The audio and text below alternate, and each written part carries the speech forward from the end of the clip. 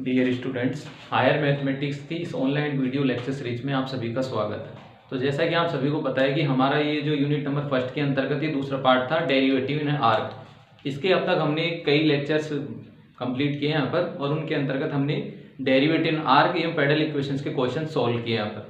तो आज भी आपका उसी से रिलेटेड आपका आज का वीडियो भी उसी से रिलेटेड है और ये आज आपका इस वाली यूनिट के अंतर्गत ये आपका अंतिम वीडियो होगा। इसके बाद हम जब नेक्स्ट वीडियो बनाएंगे तो आपकी नई यूनिट के लिए बनाएंगे वहाँ पर, ठीक है। तो ये आज यहाँ पर जो बची हुई जो प्रॉब्लम्स थी एवं जो एग्जाम में जो महत्वपूर्ण और जो क्वेश्चन बचे हुए थे उनको कंप्लीट करते हैं, ठीक है। तो देखते हैं कंसोल्ड एग्जाम क्वेश्चन। तो आपका क्वेश्चन कुछ इस तरीके से है कि हमें दे रखा है यहाँ पर, ये 2005 में आया हुआ प्रश्न था। ये इसमें दे रखा है कि A theta equal to R square minus A square की power half minus A cos inverse A upon R का पदिक समीकरण हमें प्राप्त करना है। यहाँ पर का पदिक समीकरण ज्ञात कीजिए, ये हमारा प्रश्न है यहाँ पर, ठीक है। तो कंप्लीट करते हैं इसको। तो हमें इसका क्या प्राप्त करना है, पदिक समीकरण। रूप कौन सा दे रखा है, ध्रुवीय रूप यहाँ पर। तो हम लिखते हैं चूंकि दिया गया समीकरण ध्रुवीय रूप में। अब ध्रुवीय रूप में है तो हमारे पास रिलेशन क्या होता है कि 1/p² बराबर 1/r² plus 1/r4 dr/d theta का होल स्क्वायर। ये होता है हमारा क्वेश्चन यहाँ पर इस तरीके से। यहाँ पर हमें किसकी वैल्यू लिखनी है, dr/d थीटा की। तो वो कहाँ से कैलकुलेट होगी, यहाँ से। तो हमारे पास है a थीटा बराबर है r² माइनस a स्क्वायर की पावर हाफ माइनस का a cos inverse a upon r। हमने क्या किया, समीकरण का थीटा के सापेक्ष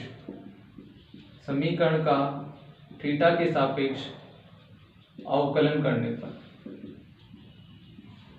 समीकरण का थीटा के सापेक्ष अवकलन। तो थीटा के सापेक्ष अवकलन करूंगा तो यहाँ आ जाएगा a, यहाँ से √x का हो जाता है 1/2√x।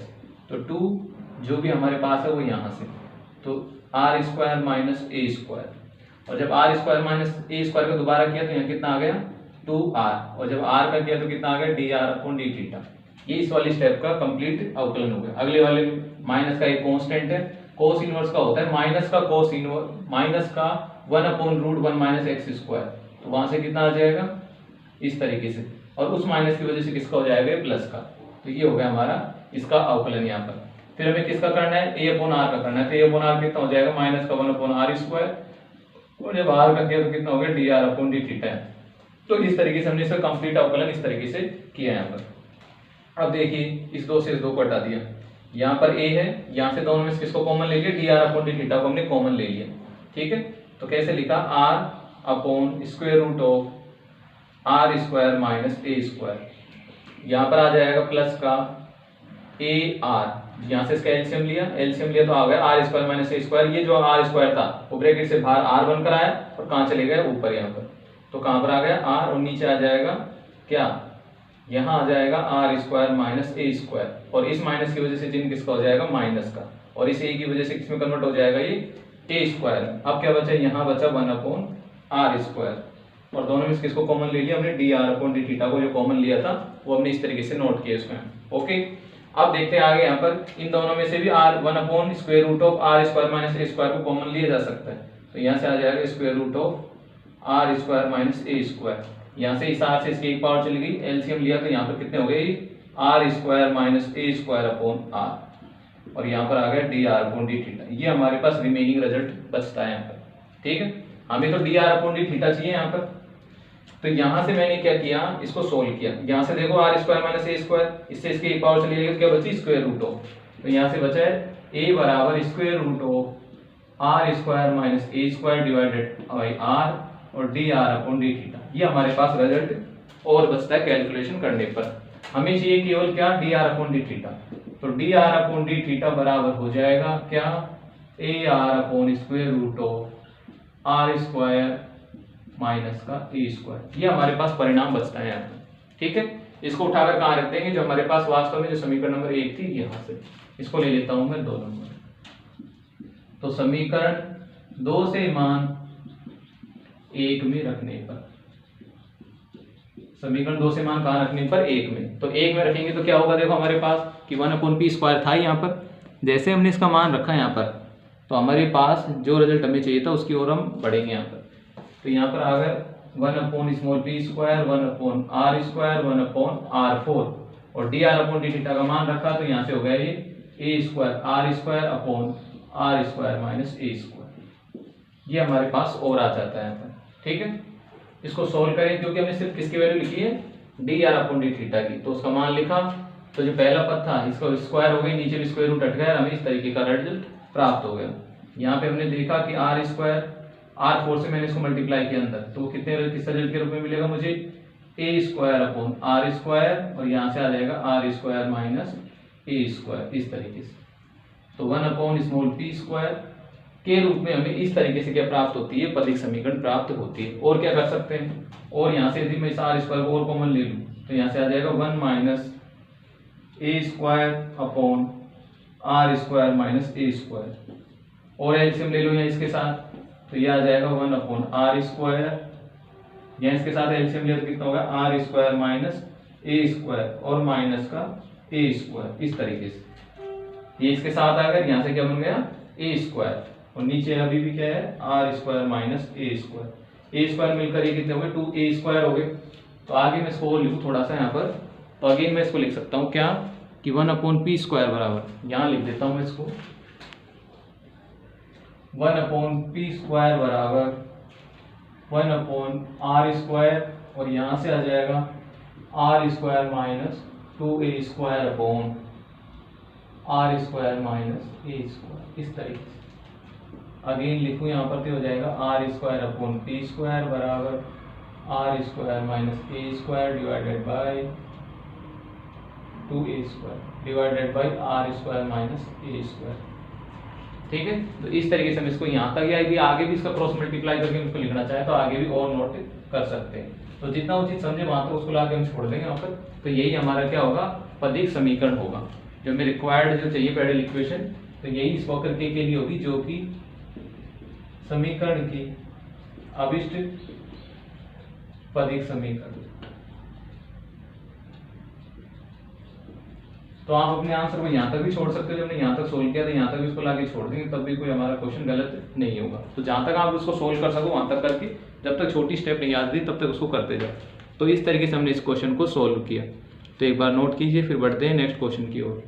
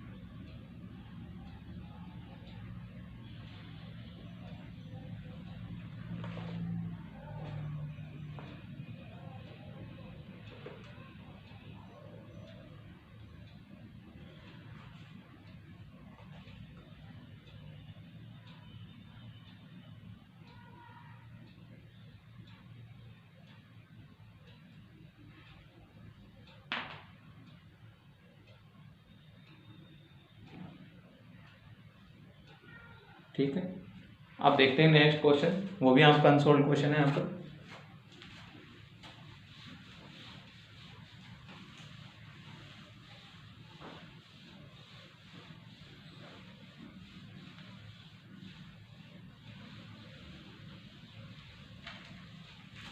तो इस क्वेश्चन को थोड़ा समझते हैं यहाँ पर। तो यहाँ पर हमें दे रखा है ए, क्वेश्चन नंबर 10 के ए में दे रखा है ए बराबर r² बराबर दे रखा है r cos 2 theta, r cos 2 theta बराबर है a², और यहाँ पर इस समीकरण की हमें पदिक समीकरण प्राप्त करनी है। ठीक है, इसकी भी हमें क्या प्राप्त करनी है, पदिक समीकरण। वक्रांक का ध्रुवीय रूप में तो हम लिखेंगे, चूंकि हम जानते हैं रिजल्ट क्या होता है कि 1/p² बराबर होता है 1/r² प्लस 1/r4 और dr/d का होल स्क्वायर, इस तरीके से। इसकी वैल्यू लिखनी होगी हमें dr/d की। तो हमने इस समीकरण का क्या कर दिया, अवकलन कर दिया। अवकलन करने के लिए आप देखोगे कि यहाँ पर भी थीटा है, यहाँ पर भी थीटा है, तो किससे करना पड़ेगा, u डॉट v से।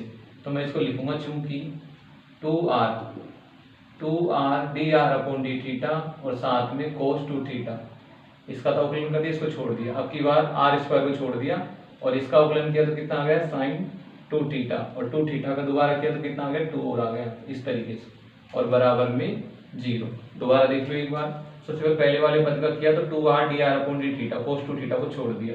दूसरी बार आर स्क्वायर को छोड़ दिया, cos 2 थीटा का किया तो माइनस का साइन 2 थीटा, और 2 थीटा का किया तो कितना आ गया, 2 हमें प्राप्त हो गया। बराबर में a स्क्वायर था वो कितना हो गया, 0। सोल्व करूँ यहाँ से तो मुझे प्राप्त हो गया 2r dr upon D theta dot cos 2 theta बराबर हो गया 2r स्क्वायर साइन 2 थीटा। 2 से 2r से 2r हटा दो, कितना बचा, सिर्फ 1r यहाँ पर।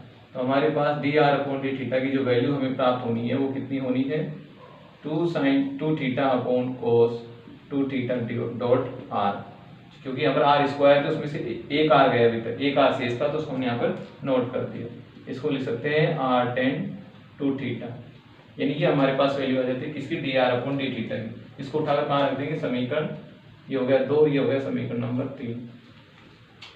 तो 3 से मान 2 में रखने पर, अब यही काम हमने यहाँ पर किया, 3 से मान कहाँ रखे, 2 में। तो यहाँ मिल गया कि 1 अपॉन पी स्क्वायर बराबर 1 upon R square plus 1 upon R 4, और D R upon D theta की जगह क्या आ जाएगा, आर स्क्वायर टेन 2 थीटा का होल स्क्वायर, इस तरीके से।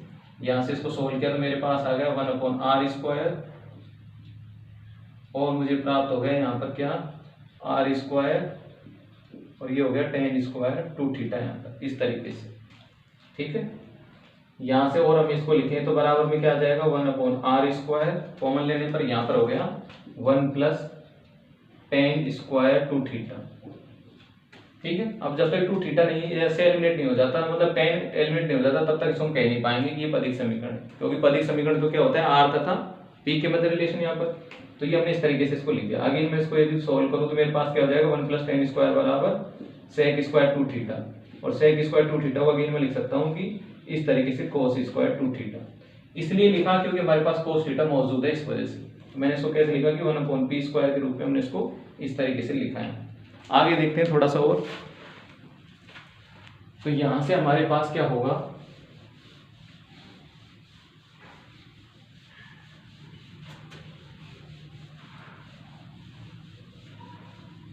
तो आगे का जो परिणाम है वो हमें प्राप्त होगा यहाँ पर पी स्क्वायर बराबर, मैंने दोनों पक्षों को उल्टा कर लिया तो क्या हो गया, पी स्क्वायर बराबर आर स्क्वायर, और यहाँ पर हो जाएगा कोस 2 थीटा का होल स्क्वायर। अब चूंकि कोस 2 थीटा का मान हम वहां से ले, तो चूंकि कोस 2 थीटा बराबर होता है ए स्क्वायर अपॉन आर स्क्वायर, तो इसकी जगह मैं क्या लिख सकता हूँ, ये यहाँ पर। तो क्या मिलेगा मुझे, पी स्क्वायर बराबर हो जाएगा आर स्क्वायर, और कोस 2 थीटा की जगह क्या लिख देंगे, ए स्क्वायर अपॉन A4 हो जाएगा ना, अभी स्क्वायर करते हैं तो A4 अपॉन R4। सोल्व किया तो आर स्क्वायर से इसकी 2 पावर चली गई, 2 बची, तो क्या बचा, A4 upon R square. Multiply किया तो इसके साथ में इसको लेकर तो यहाँ हो गया पी स्क्वायर आर स्क्वायर बराबर A4, और यदि मैं इसको लिखूं तो पी आर बराबर क्या प्राप्त हो गया मुझे, ए स्क्वायर। तो ये वास्तव में हमारे पास क्या है, जो हमें इस तरीके का जो कर्व दे रखा था ये ध्रुवीय रूप में, तो उसके लिए पदिक समीकरण हमें प्राप्त हो गई, जो कि अभिष्ट, जो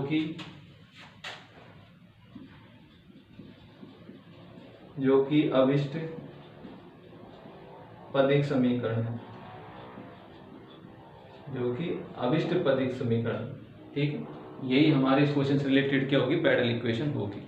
तो इस तरीके से ध्रुवीय रूप हो तो ध्रुवीय रूप में कोई दिक्कत नहीं आती, सीधा आप यहाँ से इसका मान रखो और पदिक समीकरण प्राप्त कीजिए। आप बस इतना सा हमें करना पड़ता है। तो 1 अपॉन पी स्क्वायर के रूप में हम इसको लिख कर रिलेशन को, यहाँ पर किसका मान लिख देंगे, D R upon D theta का। तो ऐसा करने पर हमें पदिक समीकरण आसानी से प्राप्त हो जाएगी। एक क्वेश्चन और देखते हैं यहाँ पर, जो कि उसको मॉडिफाई करके लिख रखा है उसको।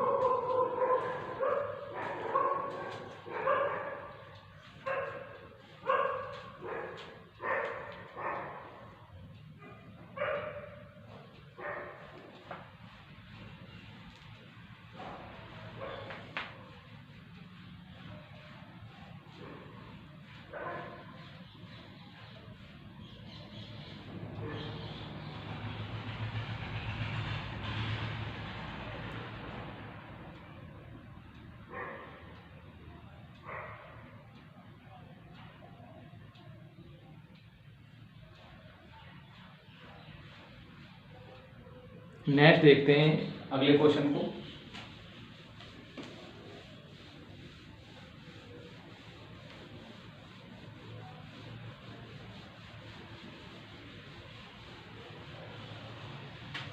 तो अगला प्रश्न हमारा कुछ इस तरीके का है। यहाँ पर हमें दिया गया है, सिद्ध कीजिए कि क्वेश्चन नंबर 11 है, ये अनसॉल्व्ड क्वेश्चन नंबर। सिद्ध कीजिए कि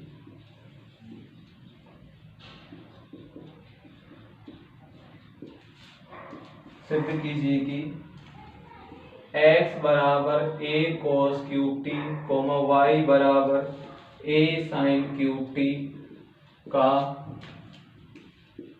पदिक समीकरण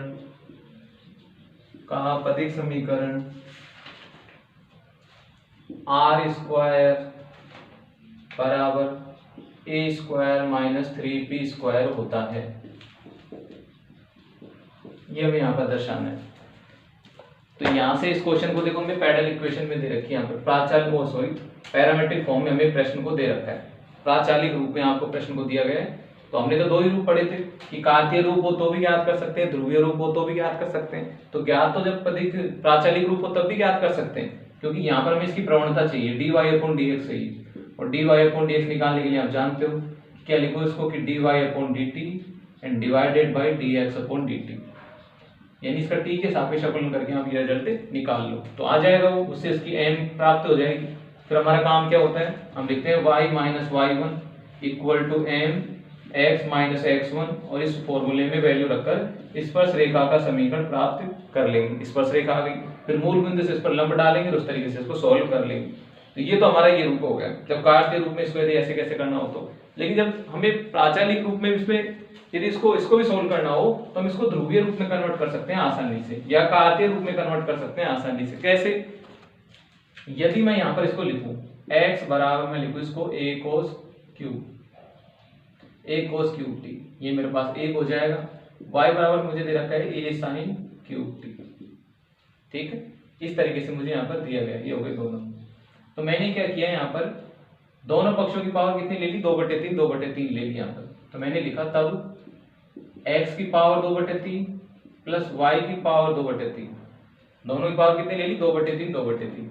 तो ये दोनों तो यहाँ से हो गए, यहाँ से जब लिया तो a की पावर 2/3 यहाँ पर भी मिलेगा, और जब इसकी पावर 2/3 लूंगा तो ये किस में कन्वर्ट हो जाएगा, cos स्क्वायर t में। और वैसे दूसरा किस में कन्वर्ट हो जाएगा, a की पावर 2/3 sin स्क्वायर t में कन्वर्ट हो जाएगा ये। और ऐसा फिर से लिखूं मैं यहाँ पर, तो मैं किसको कॉमन ले लिया, a की पावर 2/3 को, तो यहाँ बन गया cos square t and sin square t। और इसको क्या कहते हैं, 1 कहते हैं, तो कितना हो जाएगा, a की पावर 2/3। तो फाइनली हमें मिला क्या कि x की पावर 2/3 एंड y की पावर 2/3 के लिए हमें ये परिणाम प्राप्त हो गया। इसको ले लेता हूं मैं समीकरण नंबर 3। अब ये समीकरण हमारा जाना पहचाना है, क्योंकि हमने एक अनसॉल्व्ड क्वेश्चन इससे रिलेटेड किया था, यहाँ पर एस्टेरॉइड कहलाता है ये। तो एस्टेरॉइड के लिए हमने ये किया था सोल्व, वहां पर एस्टेरॉइड के लिए हम इसको सोल्व कर चुके हैं यहाँ पर। तो ये हमारा तब होगा यहाँ पर, ठीक है। तो ऐसा प्रश्न हमने सोल्व कर चुके हैं यहाँ पर। तो यदि प्राचालिक रूप को ज्यों का त्यों करना हो तब तो मैंने बताया था आपको उस तरीके से, और यदि हम इसको दोबारा कार्तीय रूप में कन्वर्ट करके करेंगे तो इससे आगे का हल हम पिछले लेक्चर्स में कंप्लीट कर चुके हैं। इसका सोल्यूशन हम पिछले वीडियो में एक में करा चुके हैं कि किस तरीके से हम इसको सोल्व करते हैं, इस वाली इक्वेशन को, यानी इसका पदिक समीकरण किस तरीके से प्राप्त करते हैं, हमने एक वीडियो में पढ़ा है यहाँ पर। तो ये तो हो गया आपको वो तरीका। और यदि इसी से आप डायरेक्ट इसको सोल्व करना चाहते हो तो कैसे करेंगे, तो इसको भी देख लेते हैं यहाँ पर। सेकंड मेथड, ये तो हो गया यहाँ पर रिजल्ट इन लास्ट वीडियो। तो लास्ट वीडियो में हम इसको कंप्लीट कर चुके हैं, तो वो तो हम वहां से नोट कर लेंगे। हम पढ़ रहे हैं सेकंड मेथड। अब यहाँ पर सेकंड मेथड में क्या करेंगे, देखो ये तो हमारा हो गया पुराना मेथड यहाँ पर। अब देखते हैं नया मेथड आज का। तो आज इसको कैसे कर सकते हो आप यहाँ पर इसको,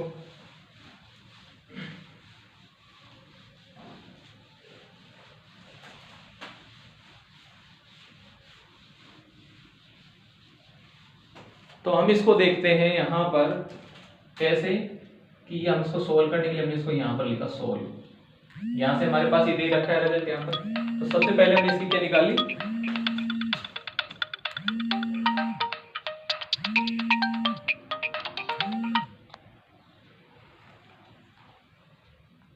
तो अब हम इसको सेकंड तरीके से देखते हैं कि सेकंड तरीके से इसको कैसे सोल्व करेंगे। एक तरीका तो हमने देख लिया यहाँ पर कि यदि इसको आप जैसे हमने लास्ट डे या जो लास्ट वीडियो में हमने जो पढ़ा था या वीडियो हमारा था उसमें जो आपने एक क्वेश्चन को सोल्व किया तो वही क्वेश्चन यहाँ पर है, लेकिन इसमें आपको प्राचालिक फॉर्म में दिया गया तो कैसे इसे कन्वर्ट करेंगे ये हमें समझना है यहाँ पर। ठीक है, तो अब हम इसको दूसरे तरीके से करते हैं, डायरेक्ट ये जैसा क्वेश्चन है उसी तरीके से इसको करते हैं यहाँ पर। तो हमें क्या चाहिए, यहाँ पर क्या दे रखा है आपको, प्राचालिक रूप में आपको फॉर्म दे रखी है यहाँ पर x बराबर t के पदों में और y भी t के पदों में यहाँ पर। तो सबसे पहले हम प्रवणता ज्ञात करेंगे। यहाँ पर दिए गए वक्र के किसी बिंदु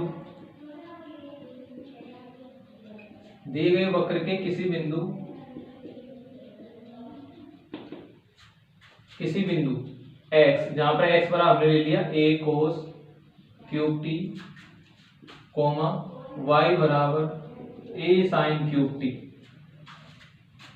पर स्पर्श रेखा की प्रवणता। उसी तरीके से कर रहे हैं, ज्यादा कुछ नहीं है, हम स्पर्श रेखा की प्रवणता। तो स्पर्श रेखा की प्रवणता हम जानते हैं कि यदि हमारा रूप ऐसा हो, कार्तीय रूप तो ऐसे निकालते हैं, लेकिन यदि प्राचालिक रूप हो तब भी कोई दिक्कत नहीं, तब भी हम क्या ज्ञात करेंगे यहाँ से कि पहले वाले का dy अपॉन dt ज्ञात करेंगे और dx अपॉन dt ज्ञात करेंगे, दोनों क्या कर देंगे, डिवाइड कर देंगे यहाँ पर किस पॉइंट पर, जो आपको पॉइंट चाहिए। तो हमारा पॉइंट क्या था, x बराबर ये और y बराबर ये, तो इस पॉइंट पर हमें इसको निकालना है x, y पर। तो वैल्यू रखेंगे यहाँ पर, तो dy upon dx at the point x, y बराबर dy अपॉन dt, देखो यहाँ से निकलेगा dy अपॉन dt, तो a इसका कितना हो जाएगा 3 sin स्क्वायर t और साइन में कितना हो जाएगा cos t डिवाइडेड बाय यहाँ से कितना हो जाएगा a 3 cos स्क्वायर t और cos का कितना हो जाएगा माइनस का sin t, 3 से 3 कैंसिल यहाँ पर, और एक साइन से ये साइन चले गए, एक cos से ये cos चले गए, तो फाइनली बचेगा हमारे पास कि माइनस का tan t। यानी हमें जो चाहिए dy अपॉन dx वो क्या प्राप्त हो गया, dy upon dx at the point x, y, वो हमें क्या मिल गया यहाँ से माइनस का tan t हमें प्राप्त हो गया यहाँ पर, जब हमने इसको सोल्व किया यहाँ पर प्रवणता मिल गई यहाँ पर। ठीक है, हमें यहाँ पर इसको इस पॉइंट के रूप में लेना था, तो वही हमें प्राप्त हो गया, उन्हीं के पदों में, tan के पदों में हमें प्राप्त हो गया यहाँ पर। तो ये तो हो गई आपकी प्रवणता यहाँ पर। अब हमें निकालना है किसका, स्पर्श रेखा का समीकरण। तो स्पर्श रेखा का समीकरण कैसे निकालते हैं, स्पर्श रेखा का समीकरण, और स्पर्श रेखा का समीकरण निकाला जाता है y minus y1 equal to m। m का मान कितना है tan t, यहाँ से आ जाएगा x माइनस x1, इस तरीके से। अब जो x1 तथा y1 उनके मान हमने यहाँ पे लिखे थे, इनके मान ये लिखते हैं हम यहाँ पर, तो इनको मैं यहाँ पर नोट कर लेता हूँ। तो यहाँ से आ जाएगा y माइनस y1 क्या आ जाएगा, देखो a sine cube t minus का tan t हमने लिख लिया यहाँ पर। यहाँ से क्या आ जाएगा कैपिटल x1 की वैल्यू आ जाएगी a cos क्यूब t, इस तरीके से सारी चीजें लिख ली। यहाँ पर अरेंज करते हैं इसको, एक सिंपल रेखा का समीकरण बनाते हैं जिसका फॉर्म हो ax plus by plus c बराबर 0। तो x का पद सबसे पहले आएगा तो ये किसके रूप में आएगा, tan t dot capital x, y का पद यहाँ से मिलेगा तो प्लस का y, ये डॉट है बीच में ना, तो ये तो हो गए x और y। अब कांस्टेंट वैल्यू, तो कांस्टेंट वैल्यू एक तो यहाँ से आएगी, देखो माइनस माइनस दोनों होकर प्लस हो जाएंगे, वो ये ऑलरेडी माइनस का है तो यहाँ से माइनस का चिन्ह दोनों में इसको मैं ले लेता हूँ, तो a साइन क्यूब t और यहाँ से आ जाएगा प्लस का a tan t dot cos cube t, इस तरीके से, और बराबर में 0। ये हो गई हमारी स्पर्श रेखा का समीकरण। स्पर्श रेखा का समीकरण हमें प्राप्त हो गया। अब हमारा उद्देश्य तो क्या होता है पदिक समीकरण प्राप्त करने के लिए कि हम मूल बिंदु से कार्तीय रूप में मूल बिंदु नाम लेते हैं और ध्रुवीय रूप में पोल यानी ध्रुव नाम लेते हैं यहाँ पर। तो हमारे यहाँ पर कार्तीय रूप के रूप में इसको कर रहे हैं, तो कार्तीय रूप के लिए क्या होगा, अब स्पर्श रेखा पर मूल बिंदु से डाले गए लंब की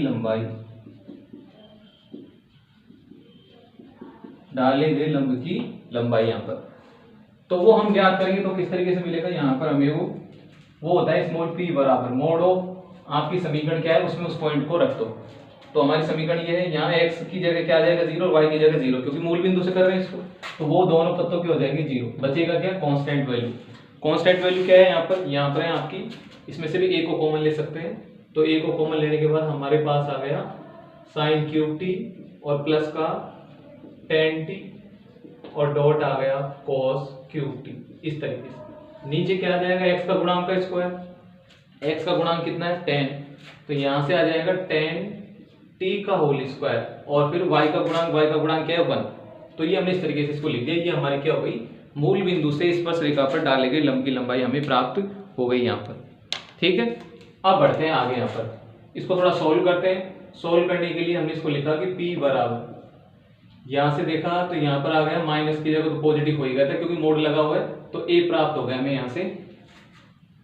और यहाँ लिखा साइन क्यूब टी, इधर से इसको थोड़ा सोल्व किया तो यहाँ से हमारे पास आ जाएगा sine T divided by cos T और यहाँ आ जाएंगे कोस क्यूब टी। नीचे हमारे पास था ही 1 प्लस टेन स्क्वायर और 1 प्लस टेन स्क्वायर को क्या कहते हैं, सेक स्क्वायर टी। यहाँ से तो अगेन ए ऊपर से हमने साइन को कॉमन ले लिया साइन टी को, तो यहाँ से क्या बचा साइन स्क्वायर टी और प्लस का कोस स्क्वायर टी, क्योंकि एक कोस को इसने कैंसिल कर दिया। और नीचे क्या आ जाएगा सेक टी यहाँ पर, तो यहाँ से आ जाएगा ए साइन टी और ये कन्वर्ट किसमें हो गया 1 में, ये पद किसमें कन्वर्ट हो गया 1 में। तो हमारे पास यहाँ पर क्या बचा सेक टी। यहाँ पर अगेन हमने इसको लिखा कि ए साइन टी और सेक को ऊपर ले जाकर क्या लिख दिया कोस टी। यहाँ पर 2 से ऊपर गुणा किया और 2 से नीचे गुणा किया यहाँ पर इस तरह। तो हमारे पास क्या आ गया, देखो फाइनली हमें मिल गया ए साइन 2t, ए साइन 2t अपॉन 2, यानी जो हमें स्मॉल p है वो हमें इस रूप में मिला है यहाँ पर ए साइन 2t के रूप में। यहाँ पर इस तरीके से हमने इसको लिख दिया। लेकिन अभी भी हमारा जो रूप हमें जो चाहिए वास्तव में वो नहीं है यहाँ पर, क्योंकि हमें तो p तथा r के मध्य रिलेशन चाहिए यहाँ पर। तो अब हमें इसको चेंज करना है, तो मैं लिखता हूँ चूंकि आर स्क्वायर बराबर होता है X square plus Y square, ये हमारा संबंध होता है आर स्क्वायर में यानी ध्रुवीय रूप तथा कार्तीय रूप में। तो एक्स स्क्वायर यानी पहले पद का स्क्वायर, तो कितना आ जाएगा ए स्क्वायर और यहाँ से क्या आ जाएगा कोस 6, पहले पद का होते हैं 6t और यहाँ कितना आ जाएगा ए स्क्वायर, यहाँ कितना आ जाएगा साइन 6t। इसमें से मैंने ए स्क्वायर को कॉमन ले लिया तो मेरे पास क्या आ गया, मैंने इसको लिखा कैसे, मैंने इसको लिखा देखो यहाँ पर कोस स्क्वायर टी का होल स्क्वायर लिखा, क्या हमने यहाँ पर कोस स्क्वायर टी का whole square, cos square T का होल स्क्वायर और होल क्यूब सॉरी, और यहाँ इसको क्या लिखा साइन स्क्वायर टी का होल क्यूब। यहाँ पर जो 6 था उसको हमने ऐसे लिखा, ऐसा इसलिए लिखा क्योंकि हमारे पास एक रिजल्ट होता है किसका ए क्यूब प्लस बी क्यूब, ए क्यूब प्लस बी क्यूब चाहिए हो तो मैं इसको लिखूंगा ए प्लस बी की होल पावर 3 और माइनस का 3ab ए प्लस बी, ये रिजल्ट होता है। यदि ए क्यूब प्लस बी क्यूब चाहिए तो इससे हम उसको क्या कर लेंगे, ज्ञात कर सकते हैं इस परिणाम से, यानी इसकी जगह ये लिखा जा सकता है, इसकी जगह ये लिखा जा सकता है यहाँ पर। तो हमारे पास क्या है, हमारे पास है ए क्यूब प्लस बी क्यूब, इसको ए ले लेंगे इसको बी ले लेंगे, तो ए क्यूब प्लस बी क्यूब। तो आंसर वो कैसे लिखेंगे ए प्लस बी की पावर 3 माइनस का 3ab और यहाँ से कितना आ जाएगा ए प्लस बी यहाँ पर। तो मैं इसको अरेंज करूँ तो क्या होगा मेरे पास, देखो यहाँ से आर स्क्वायर बराबर एक्स स्क्वायर की जगह क्या ये यहाँ तक आ गया था हमारा ए स्क्वायर, ये तो बाहर रहेगा मल्टीप्लाई में। अब देखिए यहाँ इसकी जगह क्या लिखूंगा ए प्लस बी की होल पावर 3, यानी क्या आ जाएगा कोस square T plus sign square T की होल पावर 3, ये कर दिया यहाँ पर। और आगे बढ़े यहाँ पर माइनस का 3ab, तो 3 गुणा साइन स्क्वायर टी और क्या आ जाएगा कोस स्क्वायर टी। अब बचा ए प्लस यानी साइन स्क्वायर टी, आगे क्या आ जाएगा यहाँ से साइन स्क्वायर टी और प्लस का कोस स्क्वायर टी। इस तरीके से ये हमारा कंप्लीट हो गया यहाँ पर। ठीक है, सारी वैल्यू लिखने के बाद ये हमारा कंप्लीट हो जाता है यहाँ पर इस तरीके से। अब हम इसे थोड़ा सोल्व करना है यहाँ पर, तो सोल्व करें तो आगे देखते हैं यहाँ पर सोल्व करने के लिए।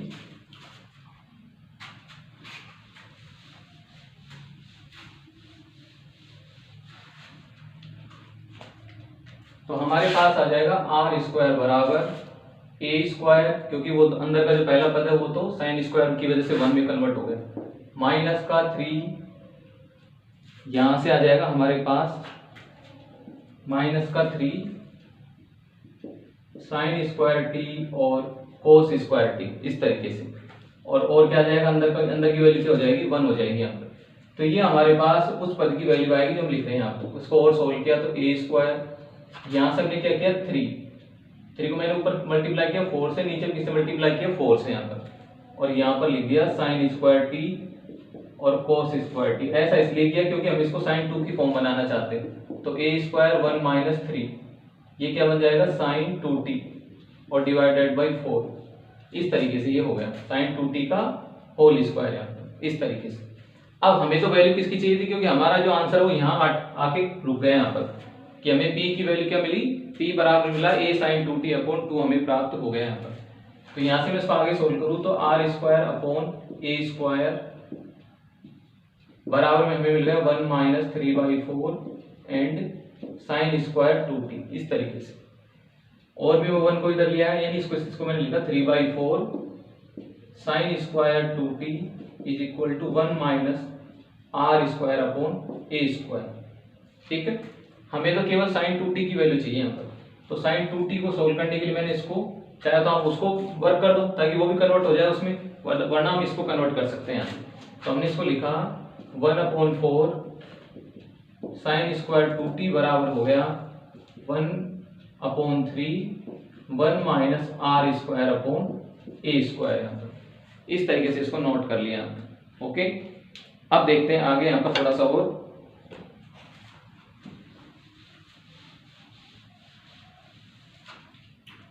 तो आगे देखा तो हमारे पास था ही पिछली समीकरण से, चूंकि हमने क्या लिखा था p स्क्वायर p बराबर था हमारे पास a sine 2t divided by 2, ये हमारे पास था। मैंने दोनों पक्षों को वर्क कर दिया, कैसे लिखा p स्क्वायर बराबर a square sine square 2t by 4। और मेरे पास इस पद की वैल्यू कहाँ से लिख लूंगा मैं, यहाँ से 1/4 साइन स्क्वायर 2t क्या लिख सकता हूँ वो। तो वहां पर क्या आ जाएगा a स्क्वायर अपॉन 3 और यहाँ पर क्या होगा, यहाँ पर हमारे पास होगा, देखो इसका भी एलसीएम ले लेता हूं मैं, तो a square minus r square and divided by a square. a square से a स्क्वायर कैंसिल, तो हमारे पास ये रिजल्ट आ गया।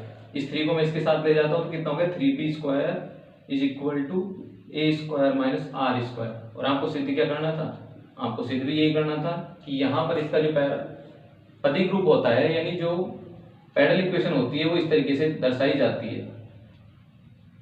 पदिक रूप किस तरह से दर्शाई जाती है कि 3p square equal to a square minus i square. और यही हमें यहाँ पर दर्शाना था कि जब हमें इस तरीके से प्राचालिक रूप में समीकरण दे रखी हो तो वहां पर मेथड वही है। प्रवणता ज्ञात करते समय आप ये ध्यान रखोगे कि जब dy अपॉन dx प्राप्त किया जाए तो उसके लिए हम कैसे ज्ञात करते हैं प्राचालिक फॉर्म में। यहाँ पर तो वही मेथड हमने यूज मिला है। देखो आंसर बिल्कुल सेम आ रहा है, तो किसी भी तरीके से करो आंसर में कोई प्रॉब्लम नहीं होगी।